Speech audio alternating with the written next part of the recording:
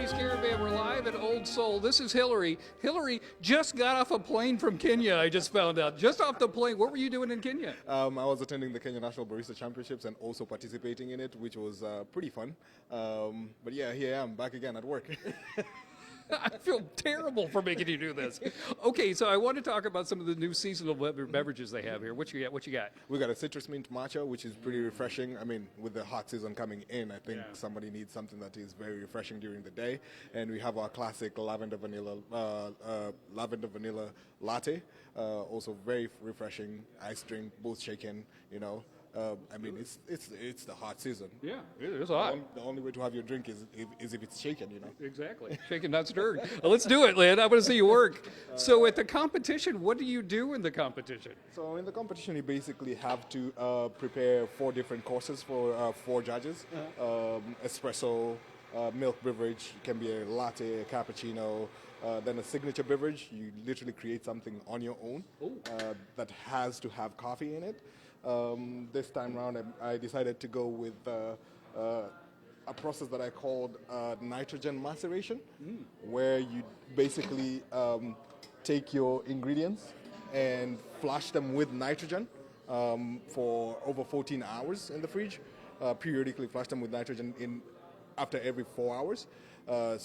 What I did with that, I took a pink guava, blended it, and did that with nitrogen over 14 hours just to unlock the deep fruit characteristics of that coffee, of that fruit. Then I added that into my 4 shots of espresso, plus a citrus all saccharum, which I made with grapefruit skin, red dragon fruit, and white sugar. Wow, how do I become a judge in this? This is amazing, man. It's pretty cool. I mean, first you gotta be a coffee nerd. You gotta have a pretty good palate to taste the different flavors in coffee. I've got the nerd part down, but I don't know if I have the coffee nerd career.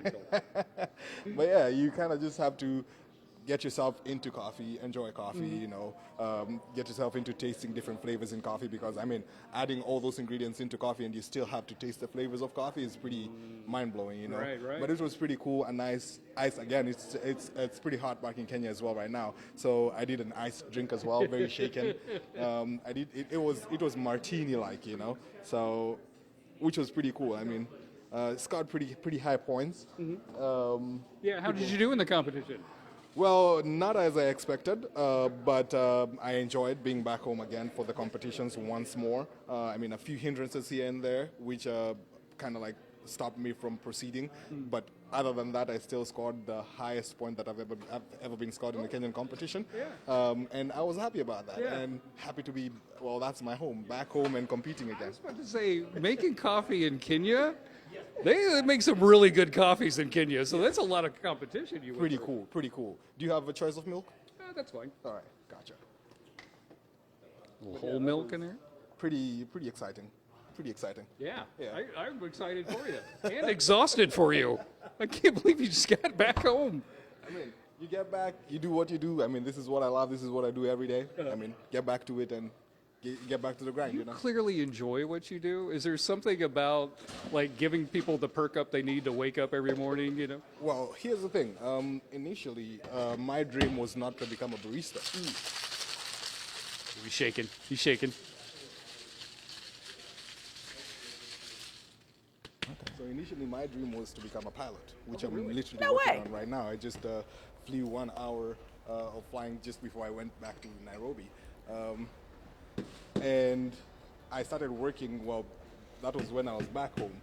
I started working as a bartender first, and I was making drinks, making people happy, but I wasn't technically happy myself, because that was not necessarily my dream. Okay, let me try this. There you go. That is your lavender vanilla latte. Hillary, that's delicious. That is delicious. And thank you for the conversation, man. That was fascinating. Oh, yeah. Fascinating. Come to Old Soul. They got a bunch of different locations. This is the one in Oak Park. I'm telling you, delicious coffees. Coming up, we're going to have a cup of coffee with somebody from the neighborhood. That's all coming up. Back to you guys. Cuppa with Cody. Thanks, Code. Like it. Thanks, Code. All right.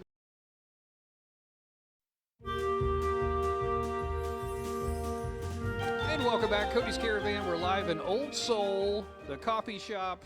of the stars. I love this place. This is Tim. Tim, what do you do for a living, Tim? I sell real estate. Do you? Or do you adopt dogs? Yeah, I'm known as the Adopt-A Dog Realtor. So yeah, the fun part of my job is I help dogs get out of the Front Street Animal Shelter. And okay, let's break this down. How many houses have you sold in 22 years of doing this? I do not know. How many dogs have you helped get rescued? 504. You know that number. Yeah, that's the important number. Yeah. So how did this get started? It was just an idea that was kind of in the back of my head for years. And one day I was at a listing appointment, and one of the owners of the house worked at Front Street Animal Shelter. So I told her my idea. Literally the very next day, I was at the shelter meeting with the director, and we set the program up, and it's been going for 6 years now. That is awesome. Over 500 dogs. Do you get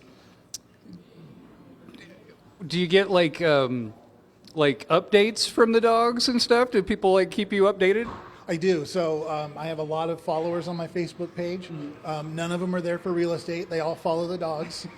And yeah, every once in a while I'll get a picture. Hey, Tim, here's Lennox is one of the dogs that pops up every once in a while. And just, yeah, almost like updates, just Christmas cards, things like that. Yeah, it's been great. I know when you sell a house, you know, usually the connotation is like, here's the address and the name of it, and that's the name of that house. But to you, is it named after the dog? You're like, oh yeah, that's Butch's house. Yeah, you match the seller with the dog that they, yeah. I can't remember the name of the person, but I remember the dog's name.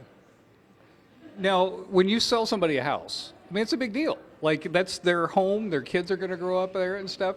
Do you get more of like a buzz from selling the house, or knowing that they're going to get a dog from selling the house?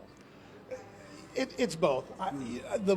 I love the fact that I know there are 500 dogs out there all over Sacramento just enjoying their families, enjoying their new pack.